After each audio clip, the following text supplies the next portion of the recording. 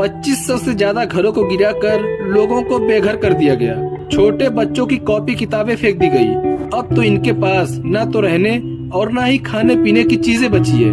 इतना सब कुछ होने के बाद भी मीडिया को लप्पू सा सचिन और बिग बॉस के विनर को ही दिखाना है। अब सवाल ये आता है कि इन लोगों को अपने घर से बेघर क्यों होना पड़ा और किसकी वजह से होना पड़ा।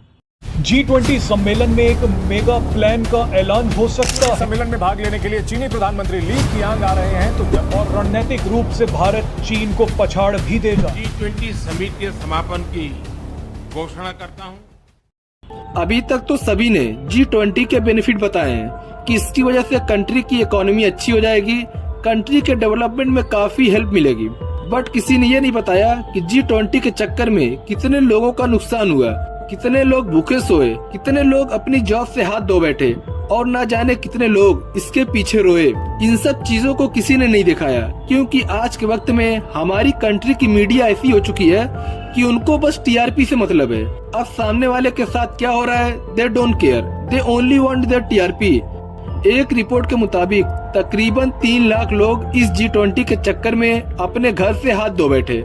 दरअसल दिल्ली के प्रगति मैदान में रहने वाले लोगों को 22 मई 2023 को पुलिस की तरफ से एक ऑर्डर आता है कि आप लोगों को अगले दिन यानी 23 मई सुबह 10 बजे से पहले ये सारी बस्ती खाली करने को बोला गया है।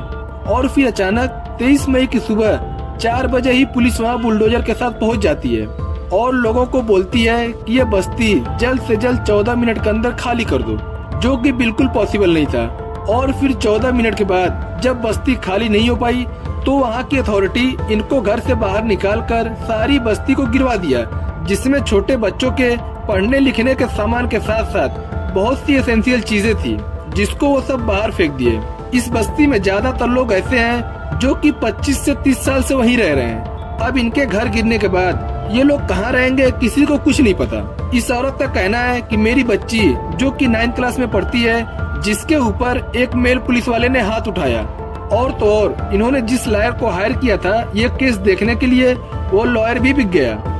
और ये सारी चीजें कहीं और नहीं बल्कि हमारे देश की कैपिटल दिल्ली में हो रही है। मानते हैं कि G20 समिट देश के डेवलपमेंट के लिए काफी जरूरी है, लेकिन जब किसी घर की साफ सफाई की जाती है तो घर की गंदगी को बाहर किया जाता है, ना कि घर के लोगों को। और हाँ, एक चीज और मान लेते हैं, मान लीजिए जो बस्ती गिराई गई थी वो पूरी की पूरी लीगल थी, पर गवर्नमेंट को सोचना चाहिए कि ये लोग पिछले 25 से 30 साल वहीं रह रहे हैं और इनके पास तो उतनी आमदनी भी नहीं है कि ये कहीं दूसरी जगह जाकर अपना घर बना कर रह लें। गवर्नमेंट को एक चीज का ध्यान देना चाहिए था कि जब ये लोग उस बस्ती को गिरा रहे हैं तो इनको कहीं दूसरी जगह शिफ्ट कर दें, ताकि ये लोग अपनी रोजमर्रा की जिंदगी आसानी से काट सकें। अब इससे क्या होता कि G20 समिट अच्छे से तो हो ही जाता, पर किसी को परेशानी भी नहीं होती।